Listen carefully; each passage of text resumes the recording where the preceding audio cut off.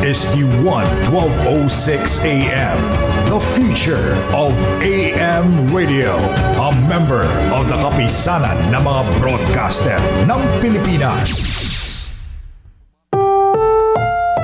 Ang susunod na programa ay rated PG. Patnubay at gabay ng magulang ay kailangan sa mga batang manonood.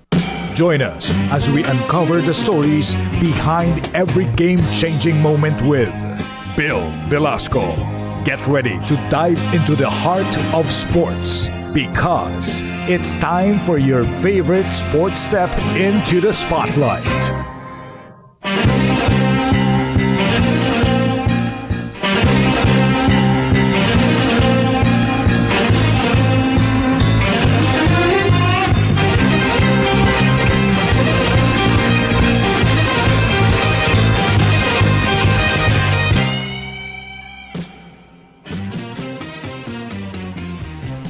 Isang napakagandang umaga po sa inyo lahat, mga kaibigan. Ito po ang Hardball with Bill Velasco.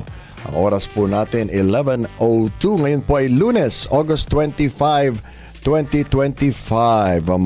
Maligayang araw ng mga bayani. Hardball with Bill Velasco. Sa araw na ito, binibigyan pagkilala natin ang mga manlalaro na patuloy na nagbibigay karangalan sa bansa at tutukan natin mamaya.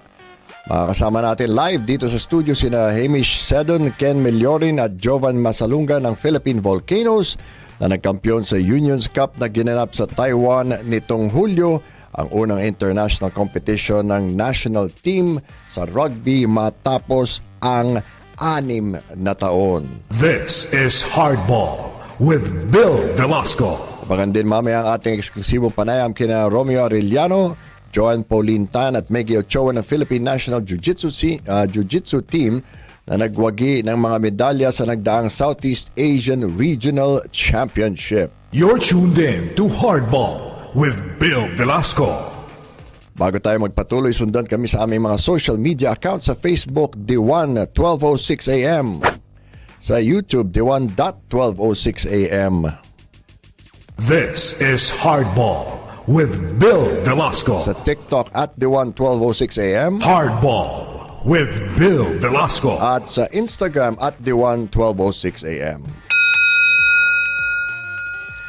Sa ulo ng ating mga balitang sports ngayong Lunes, muling gumawa ng kasaysayan ng Filipina tennis sensation na si Alex Ayala matapos niyang maungusan ang world number 15 na si Clara Tauson ng Denmark.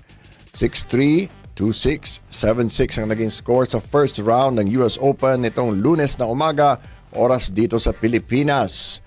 Sumandal ang Filipina tennis ace sa kanyang service game para makabalik mula sa isang 1-5 disadvantage sa deciding set at maipuwersa ang third set tiebreaker.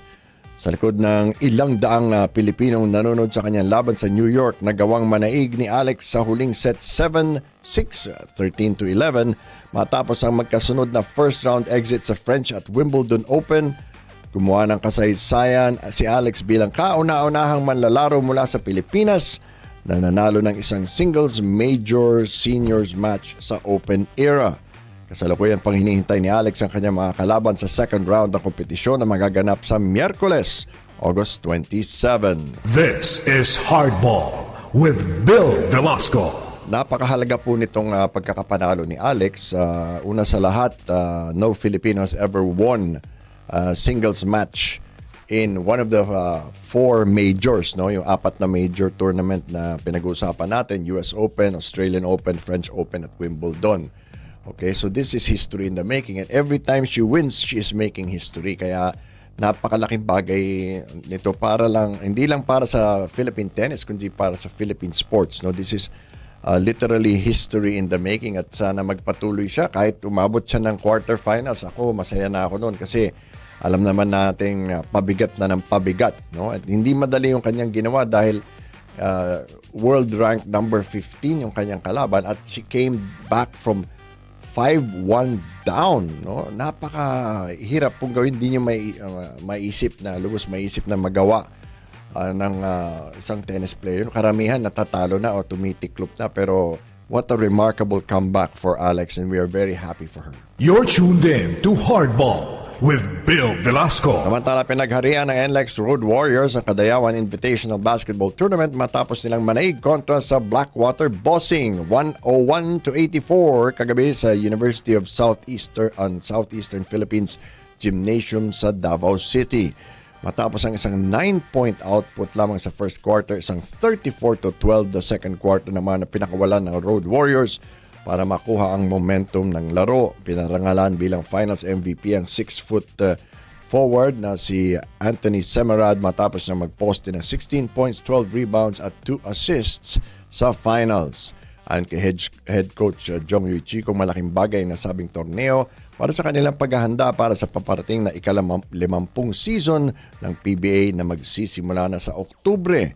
Susubukang bumawi ng NLEX sa kanilang disappointing quarterfinal exit sa nakaraang Philippine Cup matapos ang second seed finish sa elimination round. Hardball with Bill Velasco. Sa PVL, patuloy ang pagpapakitang gilas sa rookie spiker na si Alea Malaluan para sa PLDT matapos niyang buhatin ng high-speed hitter sa isang 25-19, 25-13, 25-22 na panalo kontra sa Signal HD Spiker sa pagpapatuloy ng Invitational Conference sa Field Sports Arena sa Pasig. Sa ikalawang sunod ng laro, tinanghal bilang player of the game ang dating De La Salle Lady Spiker matapos niya magtala ng 12 points galing sa 11 attacks para sa PLDT. Ito ang kasampung sunod na panalo ng high-speed hitters magmula pa noong PVL On Tour Championships. Matatandaan nitong unang linggo lang ng Agosto nang maiuwi ng PLDT ang kanilang kauna-unahang PVL title matapos nila magkampiyon sa inaugural tournament ng On Tour Conference kung saan tinapos nila ang torneo sa isang 8-0 sweep. You're tuned in to Hardball with Bill Velasco. At sa volleyball pa rin, binuhat ng national team standout na si Shaina Natura ang Adamson University Lady Falcons sa isang 3-set sweep laban sa Ateneo de Manila University 25-15, 26-24, 25-14 sa finals ng Shaky Super League National Invitationals kagabi sa Mandaue Sports Complex sa Cebu.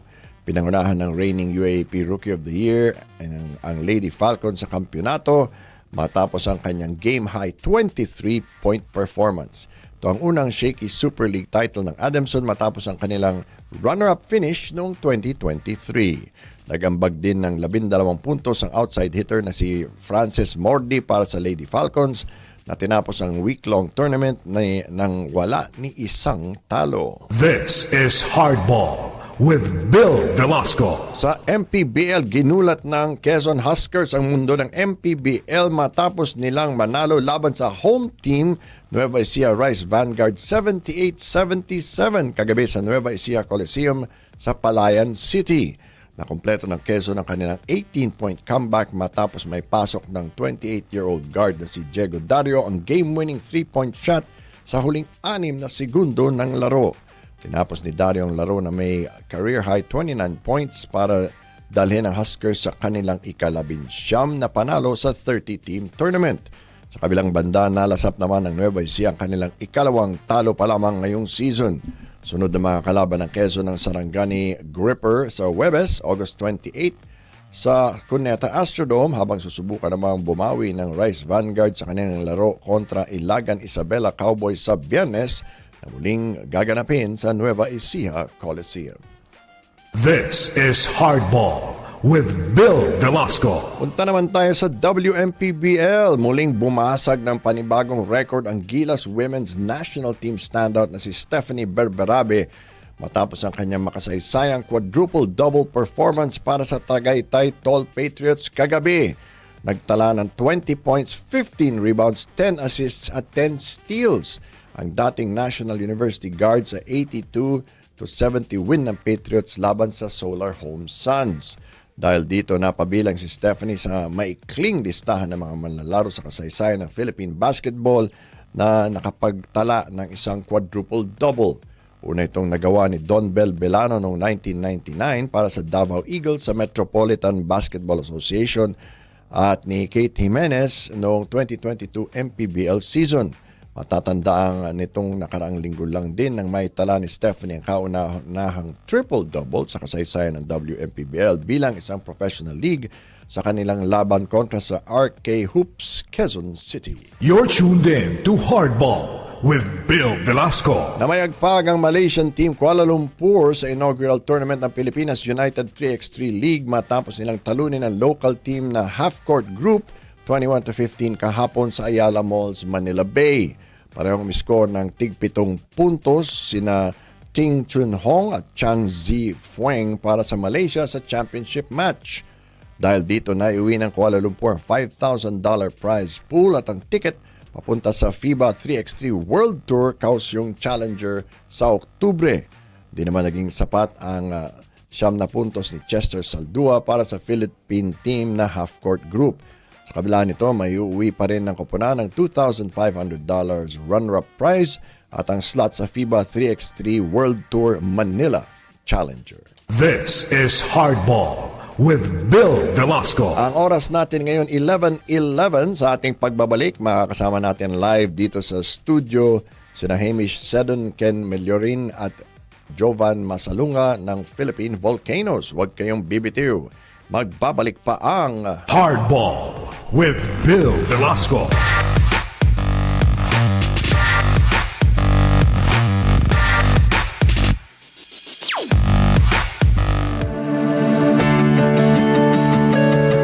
Gusto mo bang maliwanagan ang iyong problema sa legal na pamamaraan? Mga payong tiyak na may legal na batayan at mapagkakatiwalaan. Lahat yan ay bibigyan linaw ni na Attorney Melissa Arnesto tuwing Huwebes, 5:30 p.m. to 6:30 p.m. Dito sa The Legal Weapon sa radyo ng Bagong Pilipinas, DWAN 1206 AM, the future of AM Radio.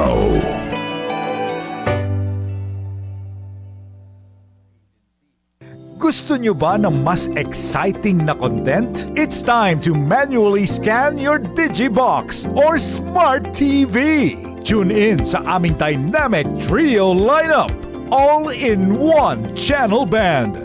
Abangan ang Congress TV sa Channel 13.2 for the latest updates and happenings straight from the legislative halls. Enjoy your favorite shows na hindi lang siksik sa information, kundi punong-puno rin sa entertainment sa IBC 13 at Channel 13.1.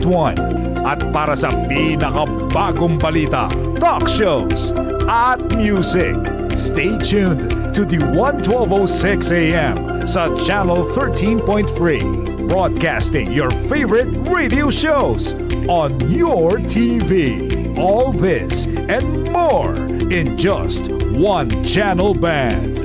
Don't miss out. Manually scan your Digibox or Smart TV now to enjoy Congress TV at 13.2, IBC 13 at 13.1, at the 1206 AM at 13.3. Experience more. Enjoy more. Only on your TV. Kainan na! Kwentuhan pa! Tara na tuklasin ang kwento ng mga negosyanteng Pinoy, traditional dishes, at extra twist sa pagkaing Pinoy. Dito mo lang yan malalasap sa programang mapapasabi ka ng ang sarap!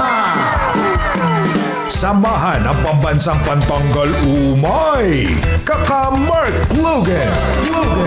Halika na, refoodly ka na sa Pilipinas. Tuwing Miyerkules, 5:30 p.m. to 6:30 p.m. Dito lang sa radyo ng Bagong Pilipinas, the 1206 AM, the future of AM radio. Mula sa pangangalaga ng kalusugan hanggang sa serbisyong panlipunan. Serbisyong publiko na may puso. Magbibigay kasagutan at impormasyon sa mga nangangailangan. Kasama sina Justine Poncelang at Naomi Tiburcio sa programang Kapwa Ko, Sagot Ko. mula Lunes hanggang Biyernes, alas 10 hanggang alas 11 ng umaga.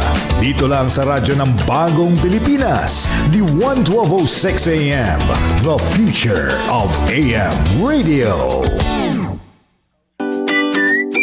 Fake news! Laganap sa social media! Huwag basta-basta maniwala! Check the source. Totoo ba ang website? O baka naman clickbait lang? Alamin ang author. May kredibilidad ba? O peking account na gawa ng trolls? Suriin ang profile. Totoong tao ba? AI generated o troll farm lang? Maging mapanuri. Huwag magpalinlang. I-fact check bago i-share. Isang paalala mula sa IBC at the 1206 AM. Labanan ang fake news. May mga katanungan ka ba tungkol sa iyong karapatan o problemang hindi masolusyonan? Isang tawag lang at nandyan na si Attorney Bob Ferrer para umagapay sa iyo.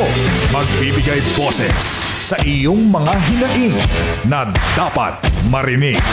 Bibigyang linaw yan dito sa Isang Tawag Ka Lang.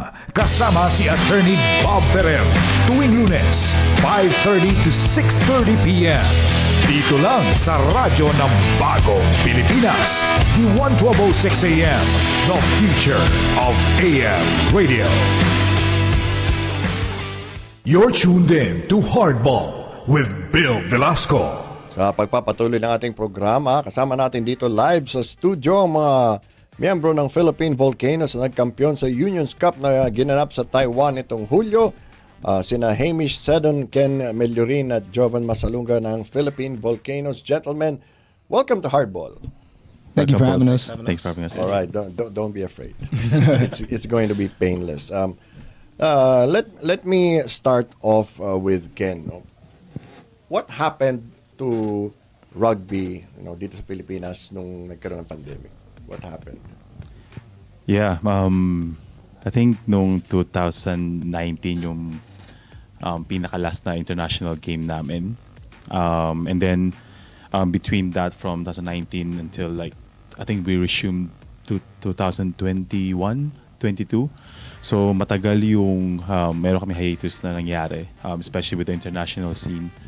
So yeah, a lot of the players didn't get to play kasi nga rugby is very contact sports, and with the pandemic it just make it medyo mahirap i-achieve yung sports at that time ng pandemic.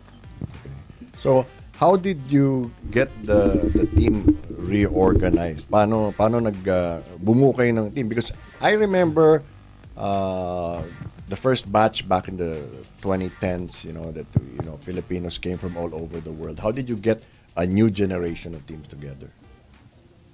I think maraming locals na went up on the rankings, especially the seniorities and stuff. So maraming ginagawa yung PRF, Philippine Rugby na local development teams, and maraming players na nag-step up sa Volcanoes.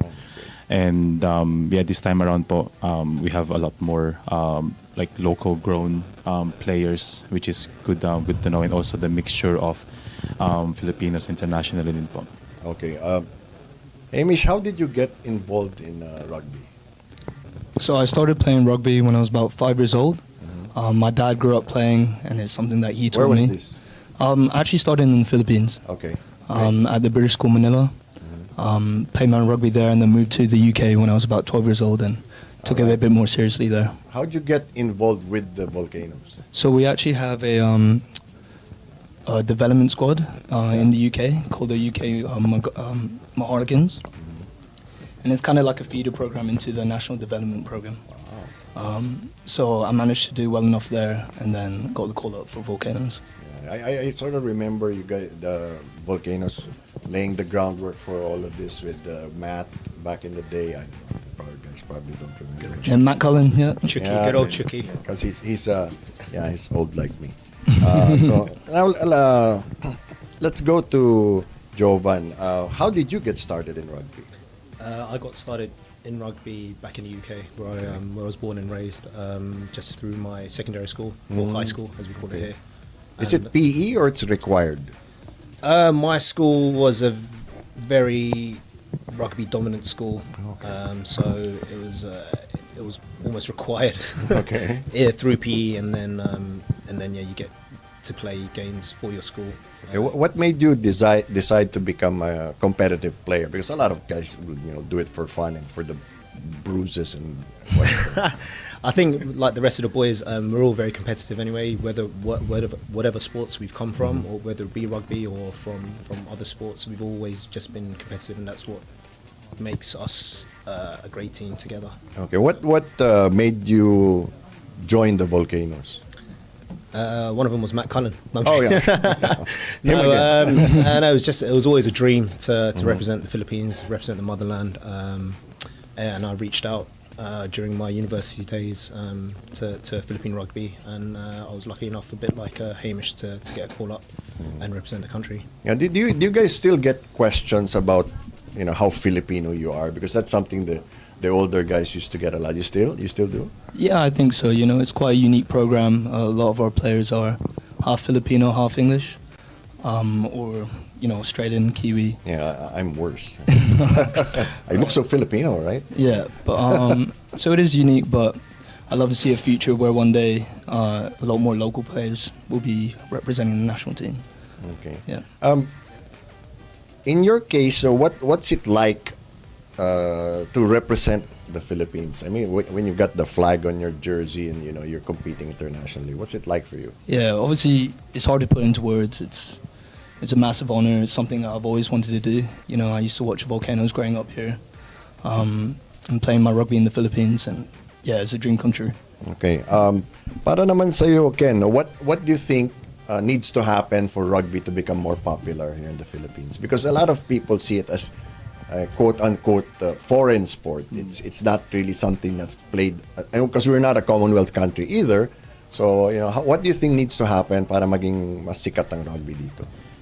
I think, we're doing it right now, spreading the word across na may rugby sa Philippines, kasi I'm sure na marami ring tao na hindi alam na may rugby pala dito, but doesn't play other sport like basketball and stuff, and they want to be involved in different sports. So I think just having a conversation about rugby, and also like different entities that could help us sponsor us, either it's private or in government and in that level. So I think just having more conversation like these, and also for the local scene, and maybe adding rugby in the PE sa school, para bata pa lang, kasi rugby safe naman eh.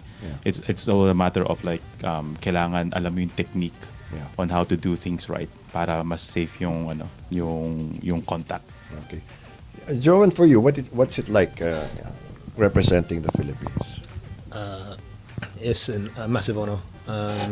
Having grown up abroad, but now living here, it's a bit like Hamish. It is a dream come true. You always want to represent the sun and stars, the flag, and the motherland. And it just represents your heritage, and just a dream come true. Okay, how did you guys? How long did it take for you guys to prepare to get the Unions Cup? It was actually a pretty long journey. I think everyone was really wanting to get the boots back on and get the jersey back on to play since 2019. And more recently, I know we were just getting on group chats and chatting to each other, come on guys, get training, tournaments coming up. And then when we got together in Kaohsiung, Taiwan, a bit earlier than the rest of the teams, that's where our bonding really began, to really get to gel together and win this. What happened to all the standings of rugby teams during the pandemic, since there's nothing happening? I think the standings. I think All stay the same. They almost froze, to be honest. And then obviously, I think with some of the programs in the local, the neighbouring region, the neighbouring countries, I think they were able to start a bit earlier than us. So I think we had a bit of a challenge there, as well as they did to begin with. But getting together like the boys did out in Taiwan was something special. Was it the first time that you guys finally got together for a long period? Oh, definitely. And then to spend 10 days with the boys, it's something that will last forever in our memories. It's something that a lot of the boys always look forward to every year. Oh, yeah. Is to get with the boys just for that tour, for the 10 days or 2 weeks, whatever it might be. But yeah. Hamish, after this event, are any of you getting offers to play abroad, like in Japan or other places? No, not so much Japan or offers like that. Let's keep it a secret first. Right, yeah, keep it low key. But no, not so much offers, but after the tour, all the boys go back to their respective countries and play for their own teams back there. So there's no restriction, unlike in basketball when you have to play for one. You have to declare actually before the age of 16 which of your parents' countries you're going to play for. Yeah, when there's it comes no restriction, so you can play for both. When it comes to national level, there are restrictions. Okay. So but you can play professionally in other countries. Yeah, to say so. Yeah. Okay, so it's a good living. Yeah. I mean, if you like pain. But I also wanted to ask you, what's the long-term plan for the Volcanoes? What happens next? Because considering you were set back for quite a few years. I think so. Like I said earlier, I think long term, for me personally, is to get more local players. Playing the sport, knowing about it, and to eventually represent the country. But that's obviously going to take a bit of time. And there's a few steps to it. I think next few steps is to focus on our sevens program. And we got a couple tournaments coming up. We got one in China. Yeah, we should do better there, right? You think so? Filipinos are a little bit smaller, a bit quicker. So really quick. Right. Really quick. Maybe we should hire some of the pickpockets from Quiapo. Yeah, maybe that would be pretty good. They run pretty fast. Pretty nippy, yeah. But yeah, sort of focus on that and just take it step by step and always growing the sport. Okay. Ken, how are you developing the grassroots for the Volcanoes? I mean, I remember all of these charity events, these bringing kids over from the slums, playing them in Luneta and all of that, more than a decade ago. But now, what's the program of Philippine rugby? Right, so the main ones are the local scene, so local clubs. So for me, I play for, actually all of us in here, play for a local club in here, and each of us have our own youth program. And then they come up to, from under 18, and then from the senior, and then to their first team.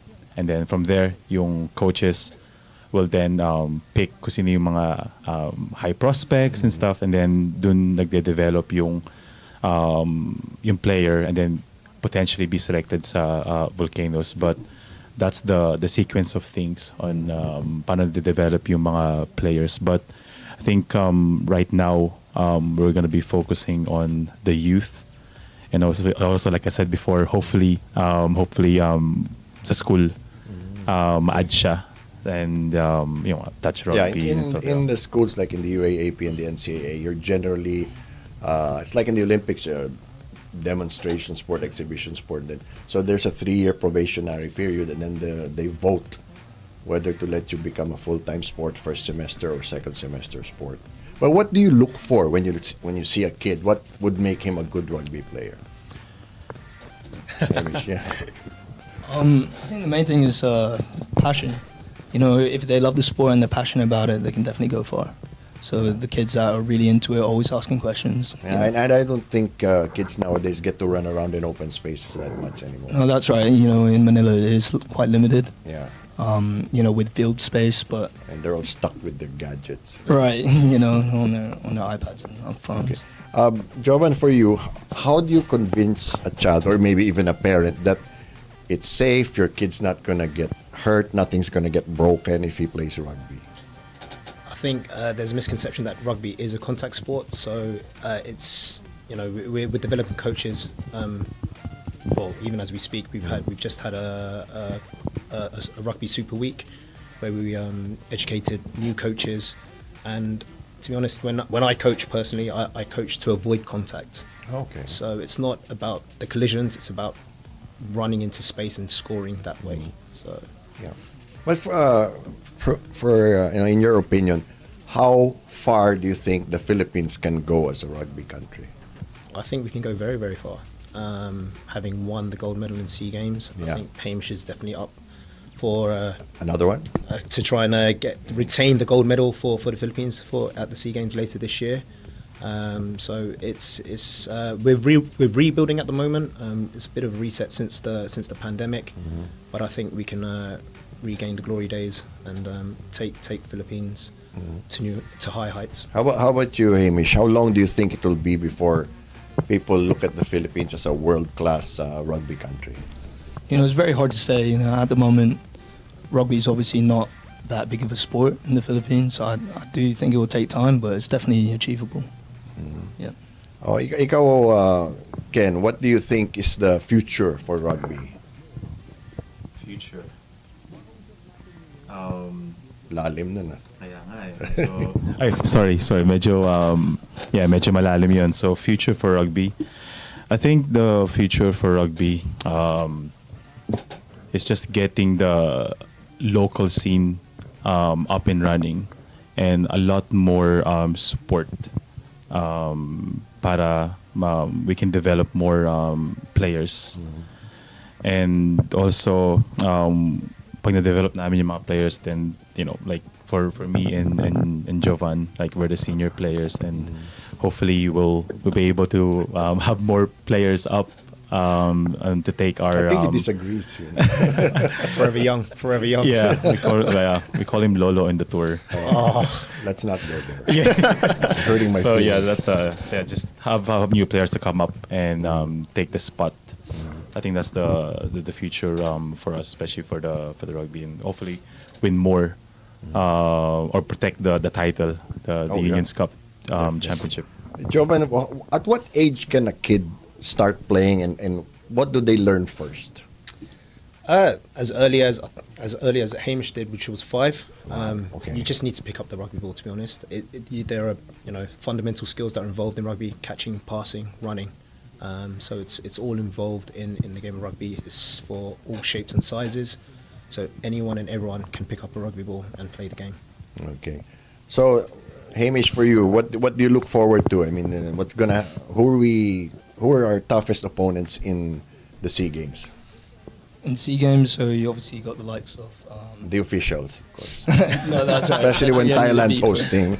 Exactly. You got the likes of Malaysia, because Singapore, I think Indonesia are playing. All pretty good level countries at rugby. But All right. So thank you, gentlemen, and we look forward to greater success from the Volcanoes. And anytime you need help, we'll be here at Hardball. Yeah. Thank you for being with having us. us. Thank you so for having much. us. Cheers. You're Salamat. welcome. Magpapatuloy po ang ating programang Hardball with Bill Velasco.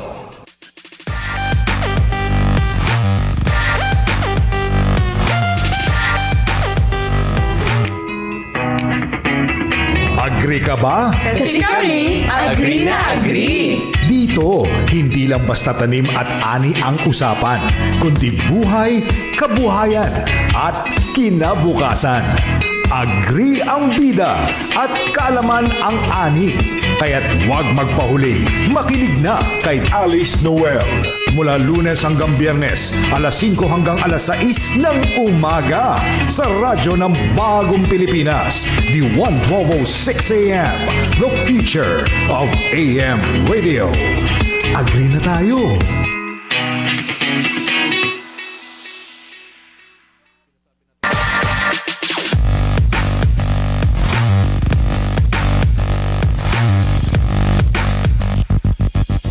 Ngayon, makakausap natin sina Meggy Ochoa, Romeo Arellano at Joanne Pauline Tan ng Philippine National Jiu-Jitsu Team na nagwagay ng mga medalya sa nagdaang Southeast Asia Regional Championships.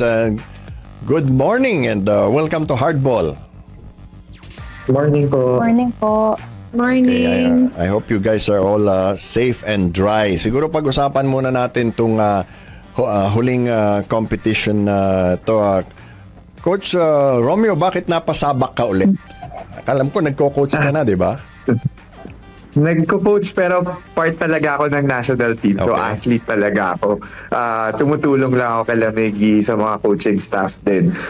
If ever may mga competition kami na kailangan ng more coaches. Kasi minsan talaga nagsasabay-sabay yung mga laban. So minsan 5 mats, 6 mats na yung na ginagamit. So kailangan, minsan nagsasabay-sabay yung mga athletes natin. Okay. Maggie, this was a very big competition. No? May youth tsaka may adult. And how did the team prepare coming into this comp? So yung preparations po for Southeast Asian Regionals, nag-vary po siya. So may mga kanya-kanyang training po yung mga athletes sa sarili nilang mga club. Pero nag-gather din po together yung team on the weekends to be able to train together. And malaking bagay po ito kasi syempre sa Pilipinas siya ginanap. Kaya sineryoso talaga ng mga atleta yung paghahanda para dito. Okay, I just wanted to, as an aside lang, Maggie, totoo ba na you are officially retired as an athlete? As an athlete of the national team po. Pero pwede pa naman po ako mag-compete pero for fun na lang po. Okay. Ang saya naman ng fun mo. Sige, I want to talk to Pauline first. How difficult was this competition for you? I mean, you did win 2 gold medals, no? How challenging was it for you? Actually, medyo challenging siya kasi pressure-wise sa Philippines siya ginanap. So, mas kakabahan ka kasi makikita ka ng mga friends mo, ng family mo. But, it was something na very new kasi sa akin din kasi I just switched weight classes. So, parang gusto ko sana din bumawi from the last competition that I had. So, parang it puts pressure on me also. Kaya medyo challenging talaga siya for me. Okay, but yung switching to a different weight category, does that also change your style of competing? Yes, it did. Kasi I was playing much heavier before. I was playing plus 70 and then I dropped to under 70. So, it's a little bit more faster than what I'm used to. Tapos yung galaw nila mas more technical na ngayon. Unlike nung sa plus 70, it's more of like me being strategic sa mga moves ko and efficient kasi mas heavy sila sa akin and taller. Oh, I see. Okay. Maggie, in this situation, how do you keep the youth players from getting intimidated? Kasi ang laki nitong competition na to, tapos dito pa sa atin ginawa. Well, to keep them from being intimidated, siguro po ang ginawa kasi namin before ng mismong laban, nag-training kami dun sa mismong venue. Oh, nice. So parang prior to the competition, napa-visualize na namin sa kanila yung mismong laban na nandun ka sa venue and para mapaghandaan din po nila mentally yung haharapin nila on the same day. So parang may imagine na nila even before the fight. So I think naging tulong po yun para sa paghahanda nila mentally. Okay, nung huli tayo nag-usap a couple of years ago, pinaliwanag mo sa akin na yung jiu-jitsu is never-ending learning. So itong mga beginners mo, itong mga youth na lumalaban na internationally, where would you place them and what other improvements would you think that they need? Well, yung mga youth po natin na lumalaban, actually hindi na po sila beginner. Okay. Yung ilan po sa kanila, napakataas na po ng level ng jiu-jitsu nila, na I think kahit sa ibang mga adult kaya na nilang tapatan. Pero I think meron din tayo yung mga mas nakakabata and yung mga siguro less years in jiu-jitsu, na hindi pa rin kasing experience. And I think one way for them to really improve is more competition exposure po talaga. Combination po, competition exposure internationally and also structured na program na talagang mag-guide yung development nila all the way until they reach the adult divisions. Okay. Romeo, ikaw naman, sino ba mga mabibigat na kalaban natin dito sa Southeast Asia? Iba-iba per weight class, pero syempre usually yung mga frontrunners natin, Thailand, which is a big team always, and then also yung Singapore team natin, which is growing din. And siguro yung pinaka-stand out this one sa Southeast Asia, yung Cambodia, also coming up the ranks as well.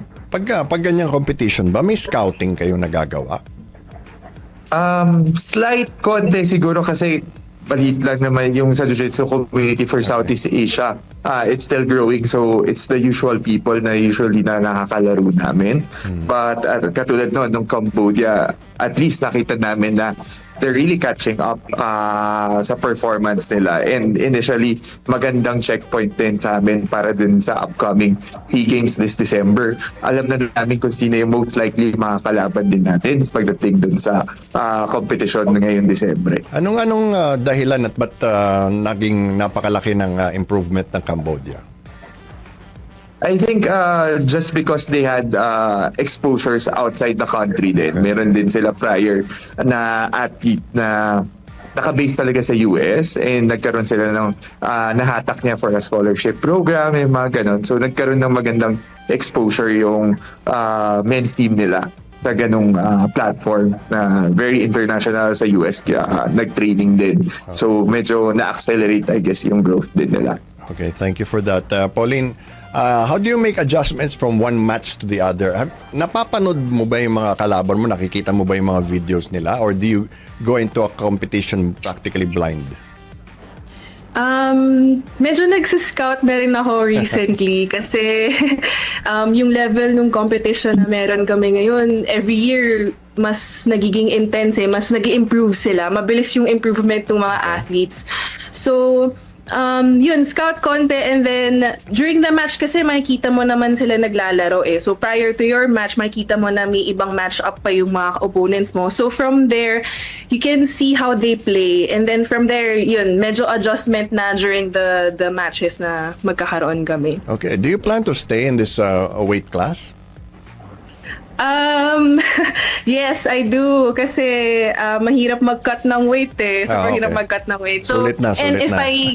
Sulit na. If I go down more, parang I think I have to adjust ng game pa ulit. Kasi per weight category, iba-iba yung klase ng styles nila So, for this one, I think kailangan ko muna siya i-feel kasi hanggang ngayon nag-a-adjust pa ako. Okay. Maggie, how much more preparation are we going to have for the SEA Games? For the SEA Games po, well, ako po ang focus ko po talaga is yung mga youth. Pero yung sa adult team po, now I think magandang part ng preparation po yung sa Southeast Asian Regionals. Kasi hindi lang po nila nakita yung mga makakalaban nila, kung hindi naramdaman din po ng team natin yung mga makakalaban po nila. So, marami pong mga adjustments na kailangan gawin based sa mga nakita natin sa field. And kita nga rin po, sabi ni Romeo, yung mga hindi pa namin dati nakikita, biglang umusbong sa competition na to, na nako, mukhang kailangan paghandaan tong mga to. So, mabuti po talaga na naganap itong Southeast Asian Regionals na nandito pa sa bansa natin. Kaya magagamit po talaga to para sa paghahanda for SEA Games. I see. Paano ba ang scouting nyo? How do you find new talent sa jiu-jitsu? Because commercially, it's pretty common. Pero in terms of international competition, saan kayo nakakahanap ng mga bagong athletes? Well, I can speak po for the youth. Kami po, number one is yung Batang Pinoy po, malaking bagay. Recently, nasama na po yung Jiu-Jitsu sa Batang Pinoy. So, nagagamit din po namin yun for scouting. Pero yung abroad po, meron pong mga pages. Example is yung Filipinos in Jiu-Jitsu na page sa Instagram na pinopromote po ng page na ito yung mga iba't ibang Pinoy around the world na nag-jiu-jitsu at nananalo po. So, minsan kami ng mga coaches ng youth nakaabang po kami dito sa page na to. And then, ime-message po namin either yung magulang or yung athlete, tas magpapakonect kami dun sa magulang. And then, ipoprocess po nila yung passport nila. And aside from that po, nung time po na athlete pa ako, nagte-training camp po kasi ako sa US. And so, sa camps po na yon, napakarami ko pong nami-meet na mga Pinoy na mga bata. And since alam nilang Pinoy ako, nag-uusap kami ng mga magulang. And yun, sinishare ko po kung ano yung opportunities sa national team. Oh, that's great. Coach Romeo, ikaw naman, anong hinahanap nyo sa isang athlete na gustong mag-jiu-jitsu para sa bansa? Ano mga qualities ang kailangan nila? So, sa amin naman sa adults, I guess, nakukuha din namin siya sa mga local competitions na nangyayari. And then every year din, nagkakaroon kami ng trials, which is yung parang competition din, kung saan nakakasali yung mga different clubs sa Pilipinas. And then, kung sino manalo dun sa trials na yon, doon na rin na nagkakaroon ng national team. Kung sino yung gold, silver, and bronze medalist from there. But of course, after that, yung commitment din dun sa training, sa pag-improve ng sarili, and then also joining those competition natin sa national team to really have that good runway for us. Kasi sa adults naman, mostly experience din yung kailangan. Kahit experience ka in local competition, iba pa rin yung pagtapak mo dun sa international competition. Iba yung atmosphere, iba yung galaw ng mga kalaban mo, kahit sobrang sanay ka na dito sa Pilipinas. So, it's really just a stepping stone also for us in building that para ma-improve din yung game namin and then yung mga upcoming adults. And then maganda na rin na partnering with Maggie's youth team also. Medyo alam na namin yung may susunod na generation sa amin habang naglalaro pa kami now. So ngayon meron ng opportunity na medyo hindi starting from zero. Maganda na yung experience nila from the international competitions. Especially right now, marami na rin competition yung youth team natin. Pinakamalaki nila upcoming this third quarter, magkakaroon na ng Asian Games for youth. Nice. And doon yung pinakamalaking competition nila, Maggie, and first na masasali din yung jiu-jitsu doon. Okay. So ganun palang may exposure na. How long does it take, for example, yung bata sinimulan yung jiu-jitsu, how long does it take para maging competitive yung isang bata? Maggie. It really varies po kasi per child. May mga iba, sa mga competitors po namin, napaka-wide po ng range ng kids that compete. Kasi may ibang kids po, they've been doing jiu-jitsu for 7 years, pero bata pa rin sila kasi they started very early. So, naging highly competitive sila siguro nung nandun na sila sa mga age na 13, gano'n. Pero, in reality, ngayon, nowadays, may mga kids na as early as 7, 8, 9, 10, highly competitive na sila. Wow. And it really depends po talaga dun sa child kung gaano niya kagusto maging competitor. And also the parents, kasi may mga parents din sila talaga yung nag-encourage sa kids nila to compete, and they really go out of their way to get their kids as much competition exposure as possible. So, ayun po, depende po talaga siya. But I would say, around 2 years, you will already be able to say if this kid will be highly competitive or not. I see. Okay.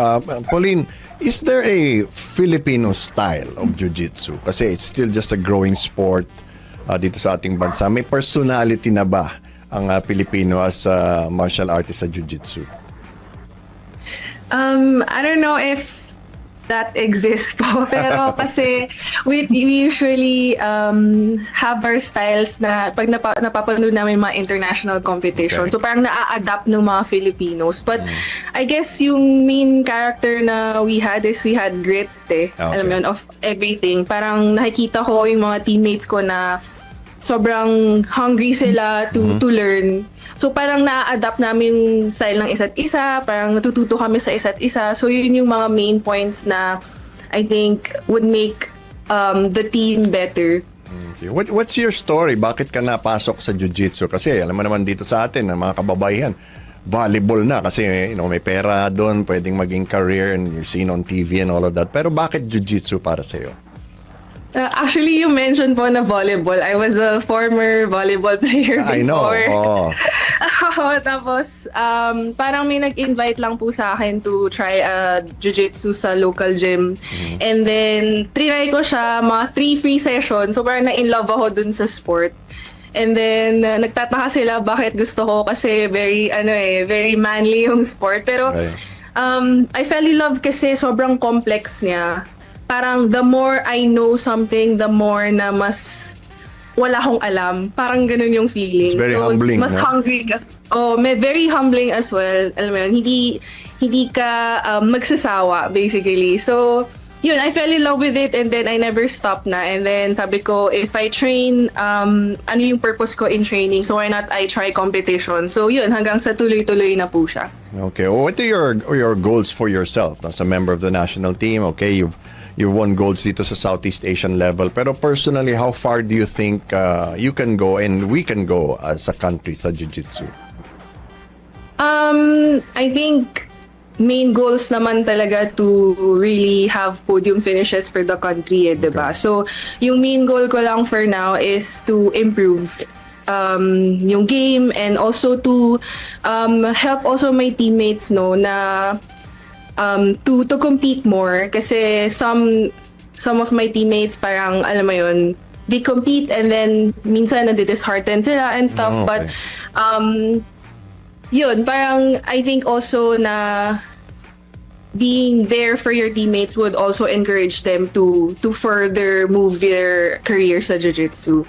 Okay, great. Thanks. And Maggie, what are your projections for the current youth team? What do you see happening in the next 2 to 3 years for them?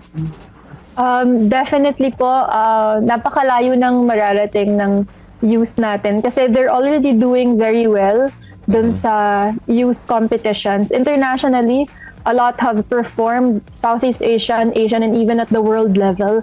But I think na, of course, work still needs to be done. Yes. Pero itong Asian Youth Games nga po na upcoming is a good test kasi first time na may multi-sport competition ang youth. So if they're able to get exposed to this and then they perform at this level, then may mga susunod na sayapak na mga adults sa mga multi-sport competitions in the next 2 to 3 years. So, maganda po ang kinabukasan ng jiu-jitsu if the youth stay committed to the current path that they're in. Okay. As a coach, syempre, iba yung fulfillment mo from being an athlete to a coach. Anong kinatutuwa mo as a coach, lalo na sa youth team? Ang dami kong kinatutuwaan. And ano po kasi, yung mindset ko po, and which is also one of the reasons why I retired, parang kung ako mag-perform, isang medal lang yon. Pero dito, parang napakaraming opportunities na hindi lang ikaw yung makinabang, pero yung mga bata na makita mo silang mag-thrive dun sa sport. And not even just bring home medals, but yung makita mo po sila kung paano sila mag-develop bilang tao through the sport. Yung mga dati pong kuwari yung the way na they would handle losses, parang sobrang broken nila, to nakikita mong nag-build yung resilience ng bata, to nakikita mo na kaya na nilang i-process yung loss nila, tapos they actually grow from it and become better from it. So sa akin, isa po yun sa napaka-valuable na hindi mo lang nakikita yung results through the medals, pero how they actually develop as persons. And yun kasi yung meron pong effect sa buhay nila even off the mats. Great. Thanks. Coach Romeo, ikaw naman, what's the projection natin for yung SEA Games and for the next year? As the team captain lang for them, I think very much excited kung na this coming competition sa SEA Games kasi we can see na we are still one of the strongest team out there and we really want to perform and convert that one pagdating ng SEA Games. At least meron na kami preview this Southeast Asian Games na nagganap dito sa Pilipinas. So next one now, it's actually a few months out to December. Magsa-start na yung camps, magsa-start na rin yung preparations ng team for the adults so that we really want to actually have that good performance pagdating ng December. And for those naman na hindi magsi-SEA Games sa team, we also have the World Championships again in November. So some of them are also participating, including some members of the youth team also in that World Championships na right now medyo mas malapit, madaling puntahan in Thailand. So those two major competitions coming up for the national team, yun yung inaay namin to really improve on and use the next 4 months to actually improve ourselves. Kami nila Joan, ako, and also the rest of the team also. Alright, so thank you very much, Coach Romeo. And, naninibago ako may ginatawagin kang coach. Sorry, Coach Maggie and Joan. Thank you very much for being on Hardball, and let us know how else we can support you. Thank you. Thank you. All right. Thank you po.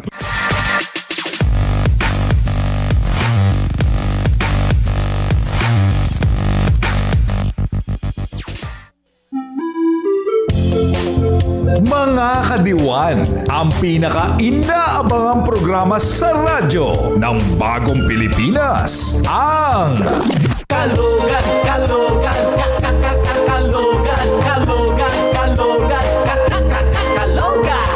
kasama ang nag-iisang pangtanggal-umay na walang kapantay! Kaka Mark Logan! At syempre, kasama sina DJ Gabby at DJ Melody na laging game sa tawanan. Simula ng umaga na may tawa, kwento at kulitan. Makisaya tuwing Lunes hanggang Biyernes, alas 8 hanggang alas 9 ng umaga sa radyo ng Bagong Pilipinas, DWAN 1206 AM, the future of AM radio. Kalogan, kalogan, kalogan, kalogan, kalogan, kalogan.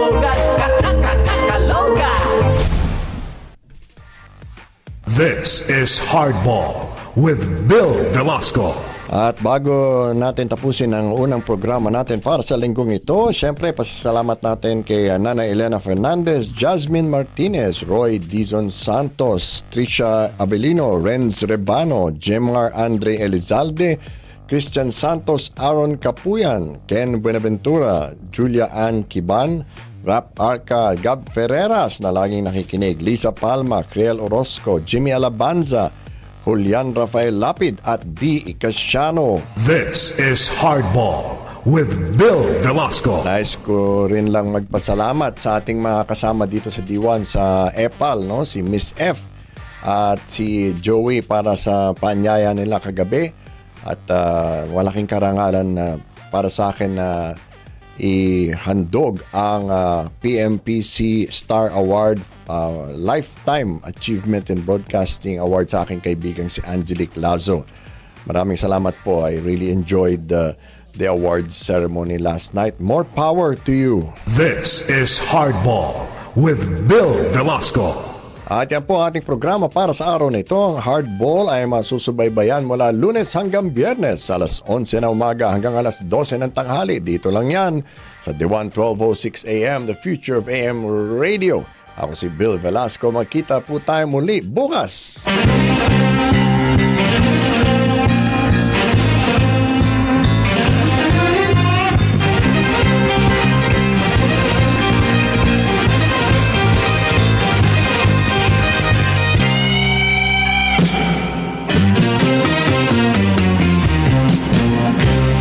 This is Hardball with Bill Velasco.